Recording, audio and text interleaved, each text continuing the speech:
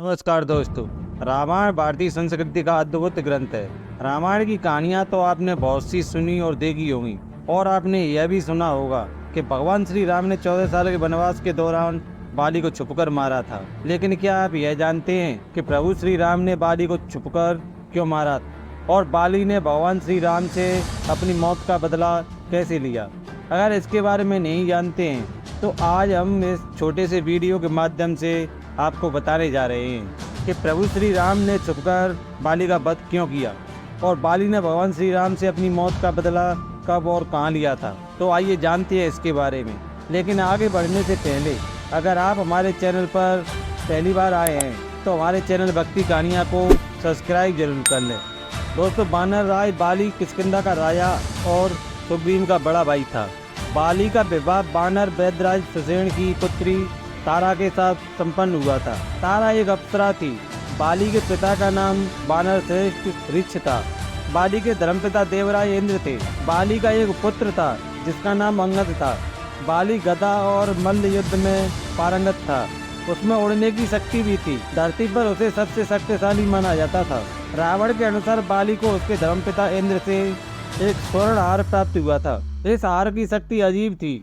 इस हार को ब्रह्मा ने मंत्र युक्त करके यह वरदान दिया था कि इसको पहनकर बाली जब भी रणभूमि में अपने दुश्मनों का सामना करेगा तो उसके दुश्मन की आदि शक्ति क्षीण यानी नष्ट हो जाएगी और यह आदि शक्ति बाली को प्राप्त हो जाएगी। इस कारण से बाली लगभग अजय था।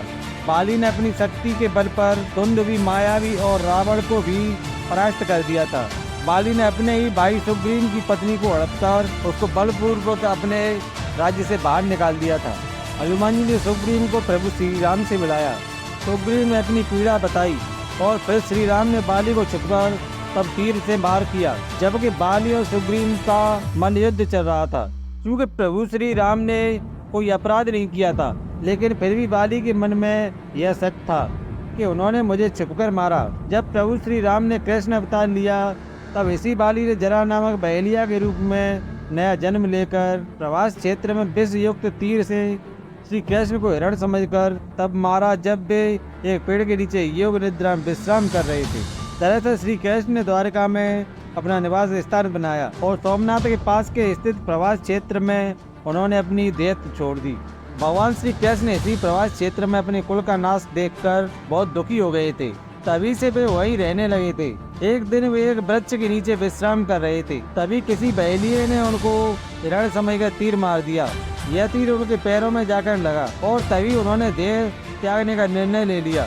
पौराणिक मान्यताओं के अनुसार जब प्रभु ने त्रेता युग में श्री राम के रूप में अवतार लेकर बाली को छुपकर तीर से मारा था, कृष्ण अवतार के समय भगवान ने उसी बाली को जरा नामक बहेलिया बनाया और अपने लिए वैसी ही मृत्यु चुनी जैसी बाली को दी थी। जब उस बहेलिया को 5 वर्ष बाद असीम पीड़ा हुई तो उसके बाद वीर जरा को एहसास हो गया कि उसने किसी आम आदमी को नहीं बल्कि मानव की देह धारण करके पृथ्वी पर आए साक्षात भगवान की देह तीर से छीन ली है।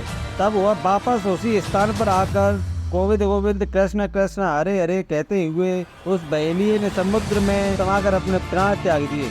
जिस स्थान पर जरा ने श्री कृष्ण को तीर मारा उसे आज बालिका तीर्थ के नाम से जाना जाता है। वहाँ बने मंदिर में वृक्ष के नीचे लेटे हुए श्री कृष्ण की आमकद प्रतिमा है। उनके समीप ही हाथ जोड़े जरा खड़ा हुआ है। तो दोस्तों, यह थी प्रभु श्री राम और बाली के बदले की कहानी। इस कहानी से हमें सीख मिलती है कि कर्म फल भोगने से तो स्वयं भगवान श्री राम भी नहीं बच सके, तो अन्य सांसारिक जीवों व मनुष्यों की क्या विश्वास। जब भगवान श्री राम ने बाली को छिपकर मारा था, इसका फल उन्हें कृष्ण अवतार में एक बहेलिया द्वारा चलाए गए बाण से मारे जाने के रूप में मिला। तो दोस्तों, यह कथा कैसी लगी? हमें आपसे उम्मीद है कि यह कथा आपको पसंद अवश्य आई होगी। तो इसे लाइक करने के साथ साथ शेयर भी अवश्य करें ताकि हम आप लोगों तक ऐसी और भी कथाएं आगे भी पहुंचा सकें। और आपने अभी तक हमारे चैनल भक्ति कहानियाँ को सब्सक्राइब नहीं किया है तो देर किस बात की, इसे अभी सब्सक्राइब जरूर कर लें। तो दोस्तों, जय श्री राम जरूर बोले। नमस्कार और धन्यवाद।